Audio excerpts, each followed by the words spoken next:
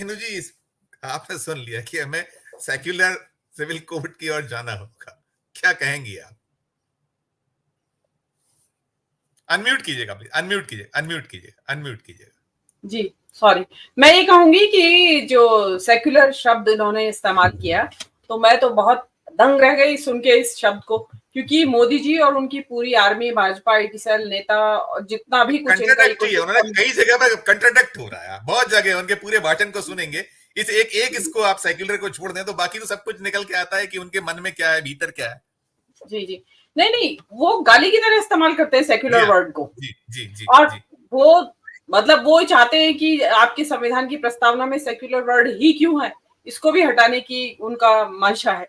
मतलब आप secular word तो चाहते नहीं है ना, इस देश को सेक्युलर चाहते हैं, इस देश को आप एक चाहते हैं कि एक ही आइडियोलॉजी, हिंदुत्व की जो आइडियोलॉजी है उसके अनुसार चले, लेकिन जो आपको सिविल कोड चाहिए वो सेक्युलर चाहिए। मतलब ये पता नहीं कहां से टर्मिनोलॉजी आई, किसने इनको सलाह दी, और कम्युनल कह रहे हैं। मतलब जो पुराना जो सिविल कोड अलग अलग कम्युनिटीज के अलग अलग है, उसको आप कह रहे हैं कि सांप्रदायिक है। मतलब आप सांप्रदायिक किस बिना पे कह रहे हैं? हर एक कम्युनिटी का अपना अलग है, वहां कोई क्लैश नहीं है, किसी से कुछ नहीं है।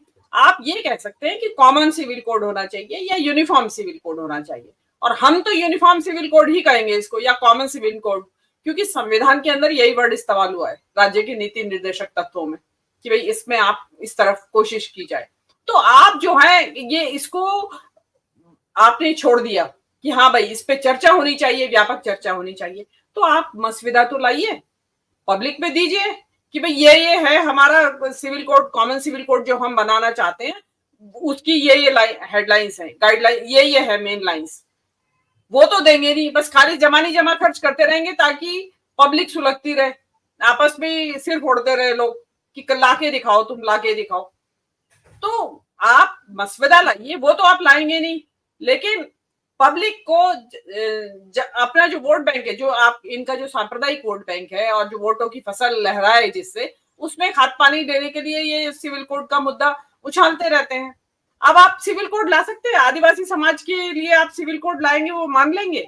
साउथ इंडिया में मान लेंगे, जहां पे सगे मामा भांजी में शादी हो जाती है हिंदुओं के अंदर, हिंदुओं में कह रही हूं मैं, वो मान लेंगे आपका?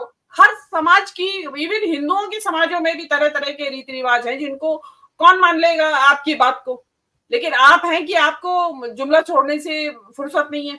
मैं तो ये जानना चाहती हूँ कि इस बारे में जो इन्होंने कम्युनल सिविल कोड की जो बात कही है, सिविल कोड को कम्युनल बताया है, उसके ऊपर नीतीश बाबू और नायडू जी का क्या, चंद्रबाबू का क्या विचार है, वो जानना ज्यादा जरूरी है कि जो लोग इनके साथ बैठे हैं वो भी यही विचार रखते हैं क्या, तो फिर हम भी अपना विचार कुछ उसके बारे में बताएं।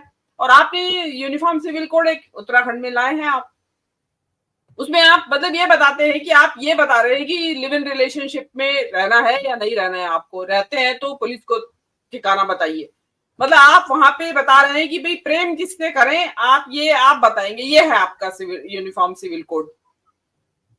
तो और आप जहां जिस राज्य में मुसलमानों की आबादी मतलब इतनी ऐसी है ही नहीं, बहुसंख्यक वहां सवर्ण है, यहाँ आबादी हिंदू आबादी है, उस राज्य में आप यूनिफॉर्म सिविल कोड लाके बैठा दिया आपने।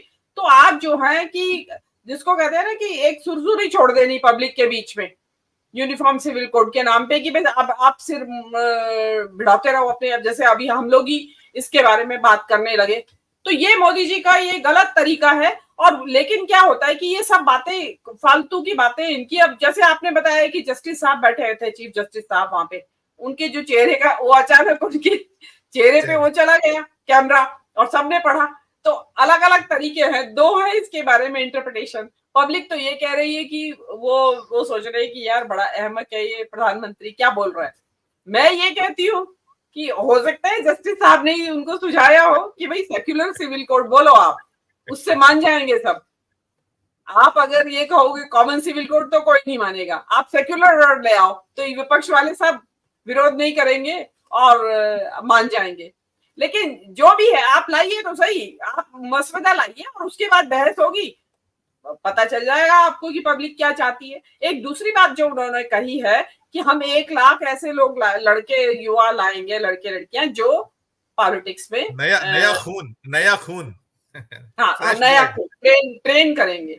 मतलब जी इसका मतलब क्या है? इसका मतलब ये थोड़ी कि वो आप जो सेक्युलर की बात कर रहे हैं उसमें ट्रेन करेंगे, वो हिंदुत्व की आइडियोलॉजी से ट्रेंड बच्चे होंगे जो आपकी पॉलिटिकल सिनेरियो पे उतरेंगे। आप कल्पना कीजिए अगर ये चीज प्रैक्टिकलिटी मतलब ये उसको ग्राउंड लेवल पे उतार दे इस तरीके से, 1 लाख को छोड़िए 25-30 हजार भी बच्चे ऐसे उतार दे तो किस तरह की पौध तैयार होगी, कहाँ किस दिशा में जाएगा? जिस 2047 की बात कर रहे हैं उस टाइम तक तो कोहराम मचा हुआ है यहाँ पे धर्म और नफरत और सांप्रदायिकता को लेके, क्योंकि नेता इस तरह के आप तैयार करके वहां पे भेज देंगे। मतलब हिंदुत्व की आइडियोलॉजी आप चाह रहे हैं, और मैं तो मानती हूँ हो सकता है तैयार इनकी चल भी रही हो, इनकी क्या पता तैयार हो रहे हो किसी नर्सरी में इस तरह के लड़के बच्चे लड़कियां कि जो इस तरह की हिंदुत्व की आइडियोलॉजी में हो भी रहे हैं। व्हाट्सएप यूनिवर्सिटी पे तो बहुत तैयार हो गए हैं, बस खाली डिग्री की जरूरत है उनको।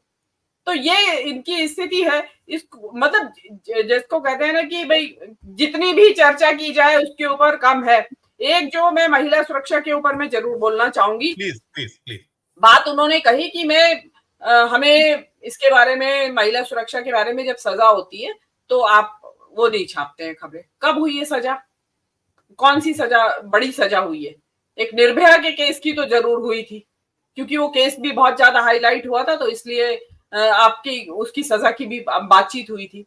एक सजा हुई थी हैदराबाद में, आपको याद होगा, रात में वो लड़की घर आ रही थी और उसकी बाद में क्या हुआ, पुलिस ने एनकाउंटर में उन डाउट जिनके ऊपर तथाकथित मतलब एक्यूज थे जो, उनका एनकाउंटर कर दिया और पूरे देश ने सेलिब्रेट किया कि हाँ ये हुआ है ना।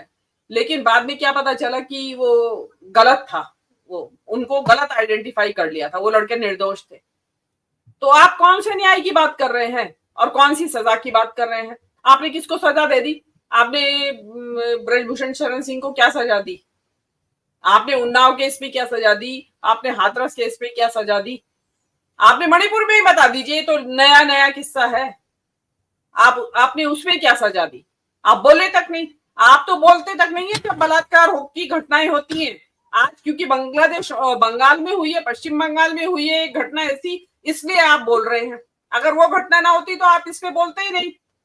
आप उसके बहाने बांग्लादेश बंगाल की घटना को हाईलाइट करना चाह रहे हैं, आप उसके बारे में बोलते ही नहीं। आपने आज जो एक मजाक बना के रखा हुआ है, आप लिप सर्विस कर देते हैं कि जबानी जमा खर्च, अब करना धरना कुछ है नहीं, और उल्टे वहां पे राजनीति हो रही है।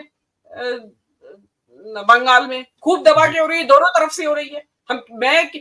जो घटना हुई है वो विभत्स घटना हुई है, उसका किसी भी तरीके से समर्थन नहीं किया जा सकता। लेकिन मैं हर एक चैनल पे जहां भी जा रही हूँ मैं एक बात जरूर कहना चाह रही हूँ, मेडिकल जो स्टूडेंट्स होते हैं पोस्ट ग्रेजुएशन के साथ के, उनके साथ अन्याय बहुत होता है। ये 36 घंटे की ड्यूटी कई बार 50-50 घंटे तक करवाई जाती है उनसे, उसमें और उनके जो सीनियर्स होते हैं उनका रोल होता है, वो इतना टॉर्चर करते हैं उनको।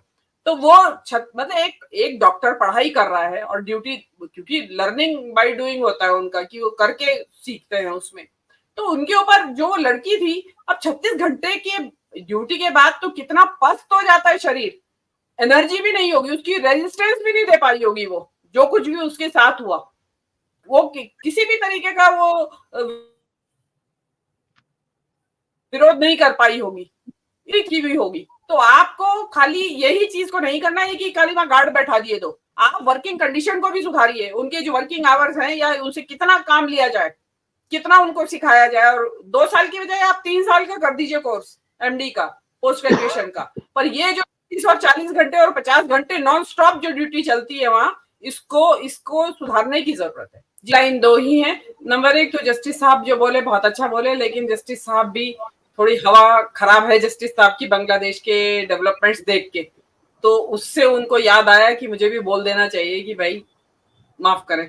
दूसरी बात यह है कि प्रधानमंत्री का जो भाषण है वो आज हो चाहे कल हो, ये 20 या 25 मिनट से ज्यादा नहीं होना चाहिए। मतलब पब्लिक का बहुत टाइम वेस्ट होता है, तो ऐसा नहीं है कि पब्लिक और दिन रात सुनती है आपको, तो इसलिए बहुत ही क्रिस्प और उस शॉर्ट होना चाहिए भाषण। जी।